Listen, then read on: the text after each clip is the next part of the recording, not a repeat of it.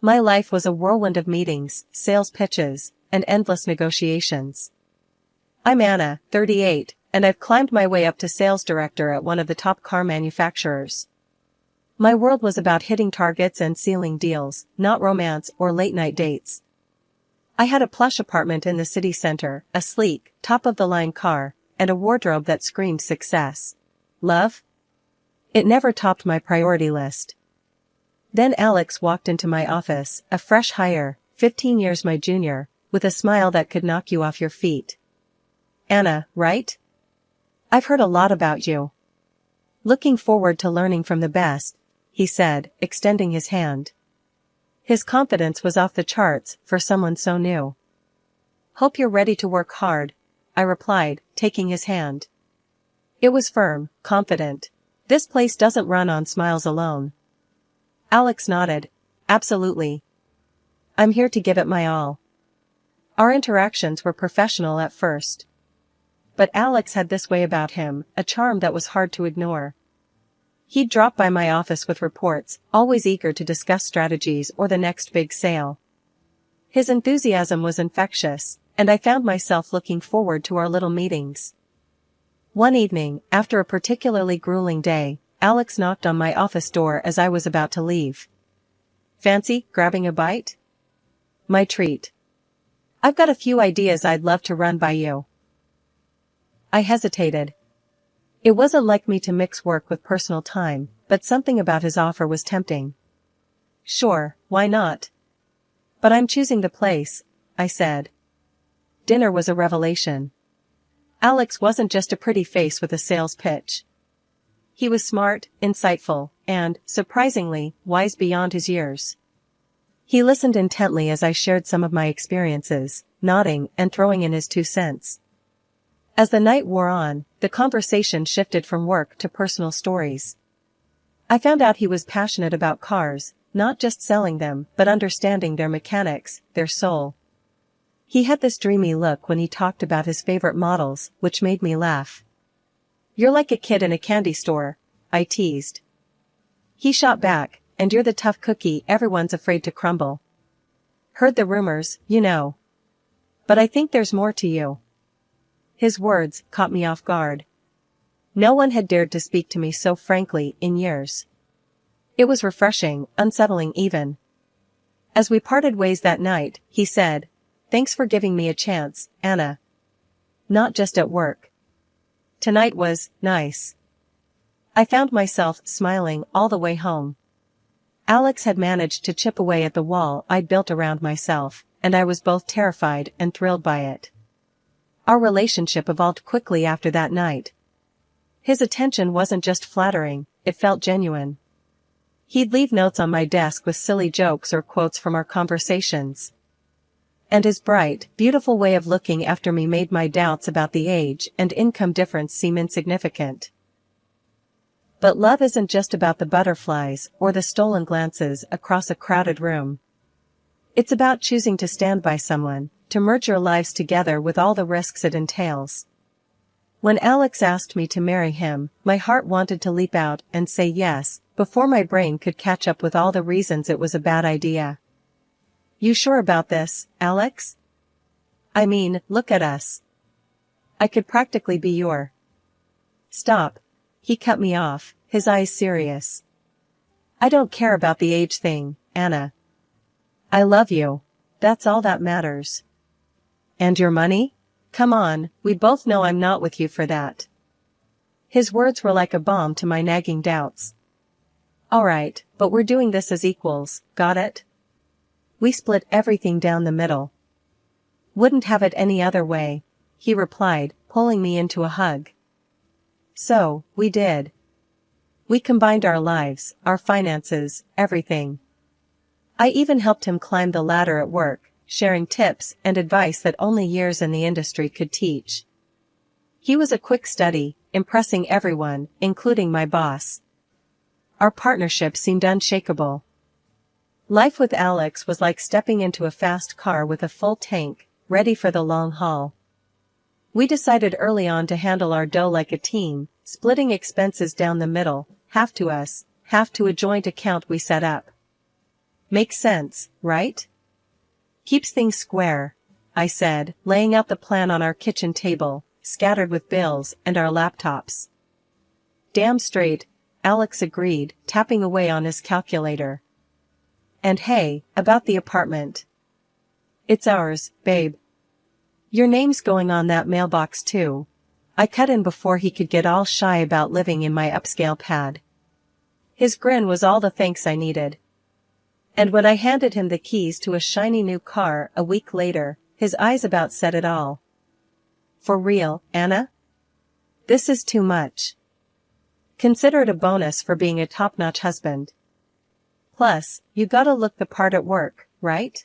I winked, tossing him a box with a high-end suit. Work was where we really kicked butt together.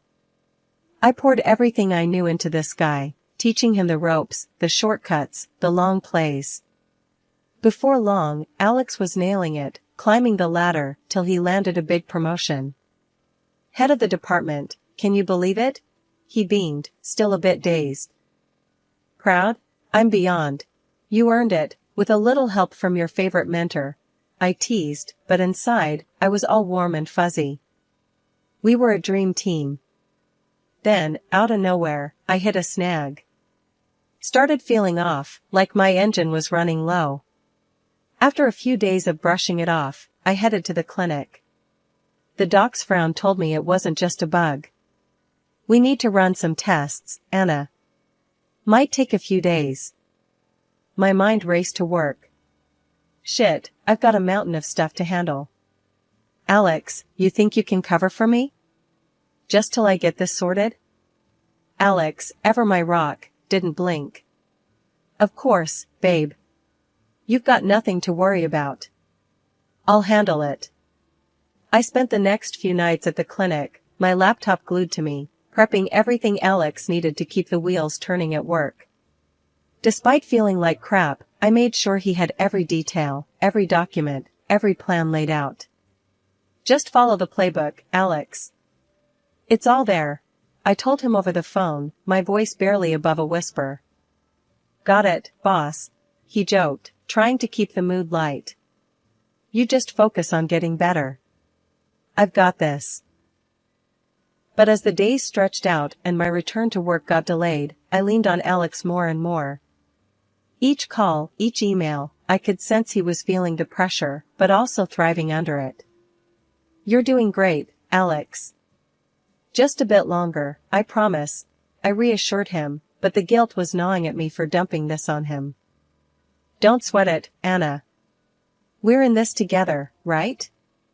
You do the same for me, he said, and I could hear the smile in his voice, mixed with a hint of something else. Pride? Excitement? Hard to tell. Back on my feet and back at work, I barely had time to catch my breath before my boss called me in. Anna, you've been away.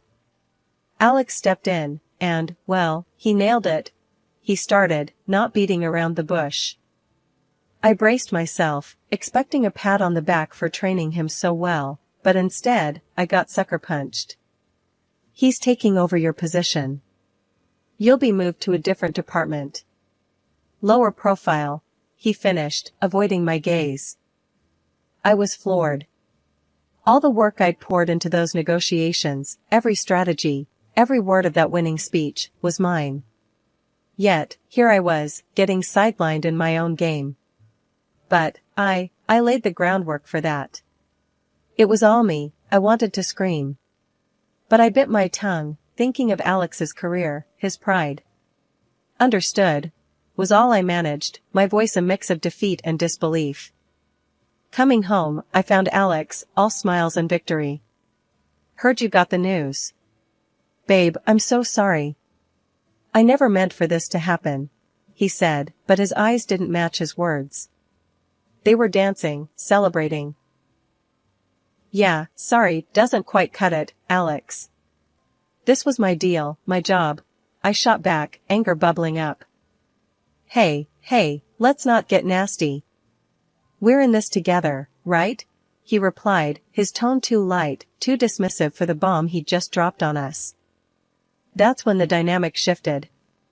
My paycheck shrunk, while his ballooned. And with the money came a change in Alex. He started throwing around words like breadwinner and freeloader, stinging me every chance he got.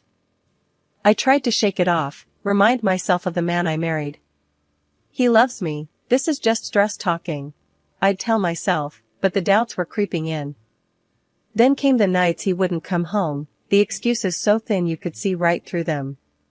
Working late, babe, big deals on the line.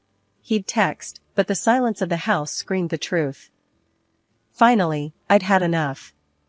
We need to talk, Alex. This isn't working. Where the hell are you every night? I demanded, cornering him one morning after he'd sneaked in at dawn. Oh, come on, Anna. You should be grateful I'm still here. A guy like me, with options? He threw back, his arrogance filling the room like a bad smell. That was the moment I knew. The man I loved, the partner I trusted, was gone, replaced by this stranger, spewing insults and taking me for granted. Every day at the office turned into a nightmare faster than I could have ever imagined. My work, my ideas, everything I had poured my heart and soul into, were now being presented under Alex's name. He had compiled an extensive report, a masterpiece of all my projects, and handed it over to the board as his own. The revelation was a gut punch, leaving me winded and betrayed. The board's decision was swift and merciless. Anna, we're letting you go, they said, their words clinical, detached. Your performance has been lacking. The irony of their words, considering my work was flourishing under Alex's guise, wasn't lost on me. I was being fired for failing to perform tasks I hadn't even been credited for. Shell-shocked, I returned home, a storm brewing within me.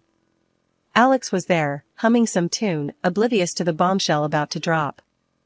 We need to talk, I stated, my voice ice-cold, cutting through the pretense of normalcy. He turned, that familiar smirk playing on his lips. Sure, what's up? It's over, Alex. I know everything. How you claimed my work as your own, how you got me fired. I spat out, each word laced with venom. For a moment, his facade slipped, revealing a flicker of guilt, but it was quickly replaced by defiance. Oh, come on, Anna. You're being dramatic. I just played the game better. Played the game? You backstabbed me, Alex. You destroyed my career for your gain. My voice rose, a crescendo of anger and hurt. He shrugged, that smugness returning.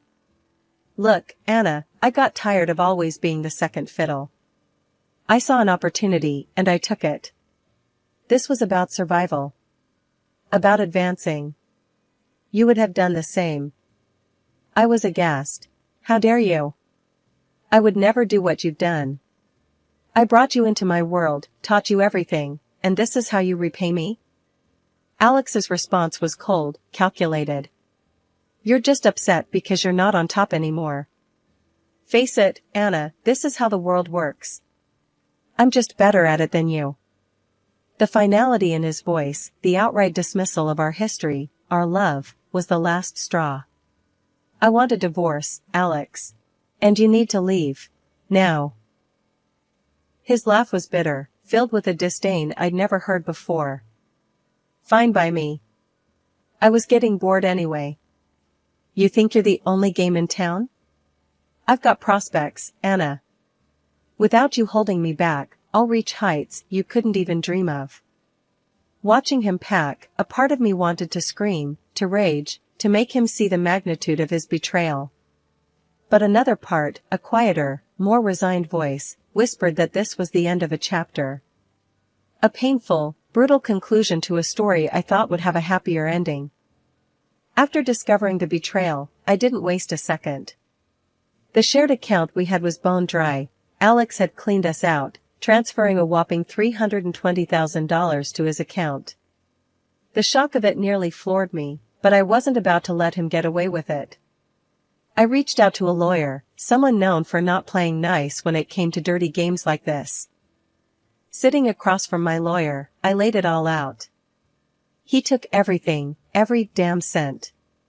Can you believe that?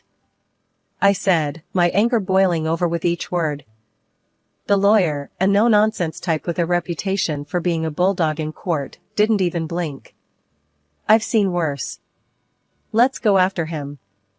You're entitled to half of that money at the very least, he declared, already flipping through the legal texts with a predator's grin.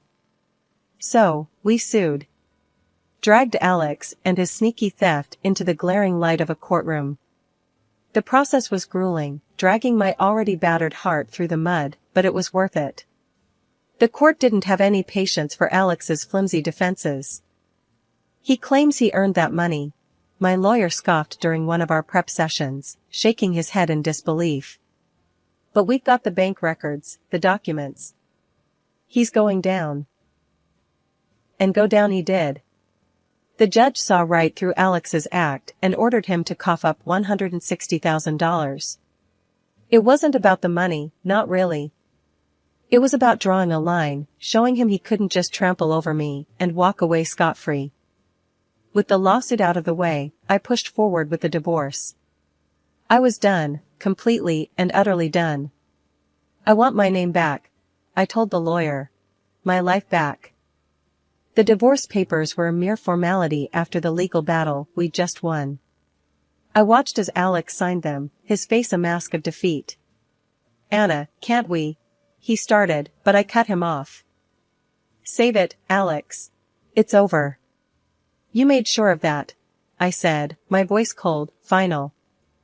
Walking out of that office, I felt lighter, despite the turmoil that had become my life. It was over. I was free of him, of us. My former surname felt like a shield, a piece of me I'd reclaimed from the wreckage. But life had one more curveball to throw at me. During a routine checkup, still reeling from the divorce and the legal drama, the doctor dropped a bombshell. You're pregnant, she said, her tone gentle, knowing how much my world had already been rocked. Pregnant. With Alex's child. The news was a jolt, a confusing mix of joy and fear. For a moment, I considered telling him, but the thought was fleeting. No, this was my new start, my chance to build something beautiful from the ashes of my past.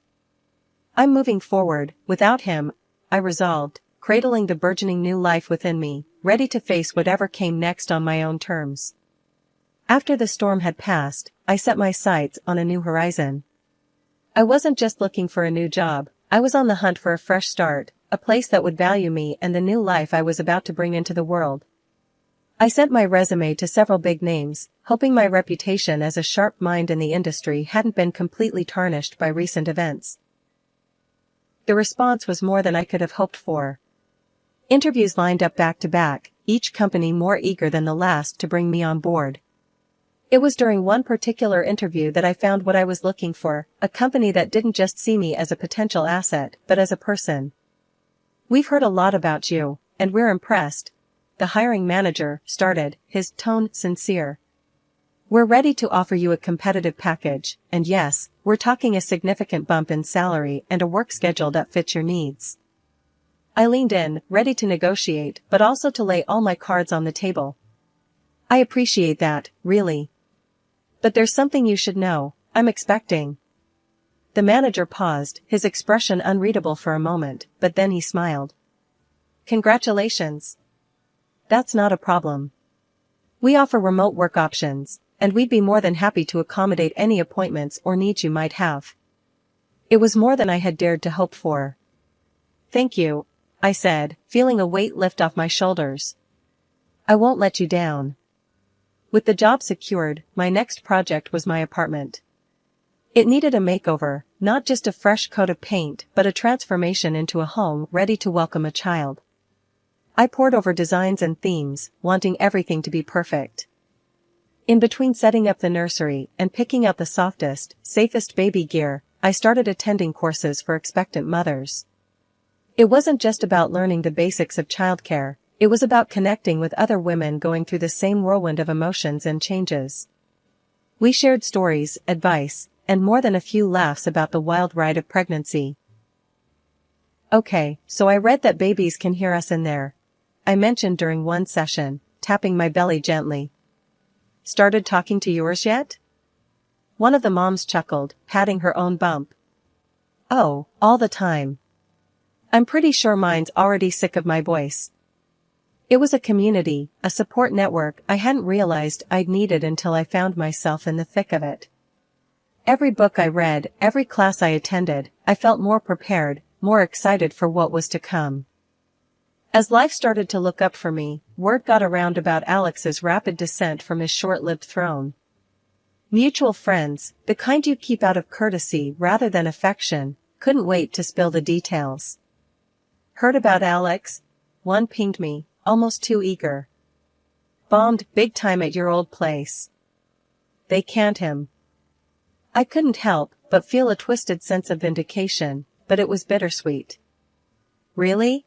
That's unfortunate, I replied, keeping it cool, but curious. What happened? Got too big for his boots. Messed up some major deals, lost the company a fortune. Now he's out on his ass, drowning in debt. Fancy cars and designer suits don't come cheap, huh? The friend typed back, a virtual smirk in their tone. The news didn't surprise me. Alex had always had a taste for the finer things, a taste he clearly couldn't afford on his own. His downfall was inevitable, but I didn't take pleasure in his misery. Well, maybe just a little. Then, out of the blue, my old employer reached out, trying to woo me back with promises and apologies. We were wrong, they said. We need you back, Anna. You were the brains behind it all.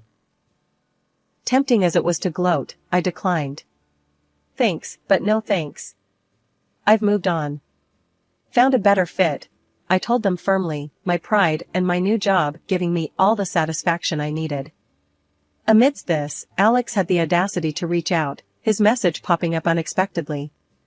Anna, we should talk. Heard about the baby. I think we can make this work, for the sake of our family, he wrote, desperation seeping through his words. I stared at the screen, incredulous. After everything, he thought he could just waltz back into my life. Family? You've got a funny way of showing you care, Alex. I'm doing just fine on my own, thanks, I replied, my laughter bitter. His pleas continued, but I wasn't the same woman he left. Look, Anna, I'm in a rough spot. I made mistakes, but we can start over. For our child, he tried again, playing what he thought was his ace. I couldn't help but laugh, a real, hearty laugh this time. Start over? With you? Alex, you're not listening. I'm happy. Truly happy. Without you. Our child will have everything they need, and you? You're not part of this equation.